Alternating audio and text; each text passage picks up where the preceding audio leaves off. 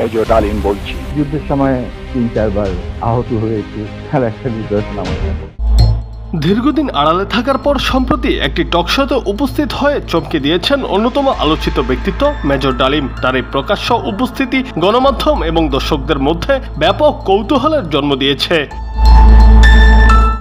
অনুষ্ঠানের এক পর্যায়ে সবাই লক্ষ্য করেন মেজর ডালিমের বাঁ হাতের একটি আঙ্গুল নেই। বিষয়টি নিয়ে সবার মধ্যে কৌতূহল দেখা দেয়। দর্শকদের মাঝে জন্ম নেওয়া কৌতূহলের অবসান ঘটালেন ডালিম নিজেই। জানালেন 1971 সালের মহান মুক্তিযুদ্ধে অংশগ্রহণের সময় একটি রণাঙ্গনে তিনি এই আঙ্গুল হারিয়েছেন। শুধু তাই নয়, তার শরীর জুড়ে রয়েছে যুদ্ধকালীন আরো অনেক আঘাতের চিহ্ন, যা তিনি আজও বয়ে বেড়াচ্ছেন।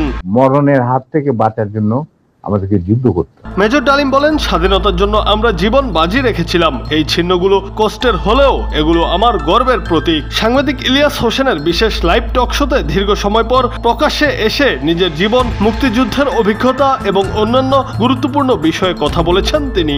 মুজিব স্বয়ং পাকিস্তান আর্মির কাছে ধরা দিলেন এবং তাদের সাথে একটা বন্দোবস্ত করে তার পরিবারের ভরণ পোষণের দায়িত্ব আর্মির হাতে তুলে দিয়ে তিনি পাকিস্তানে পাড়ি জমান।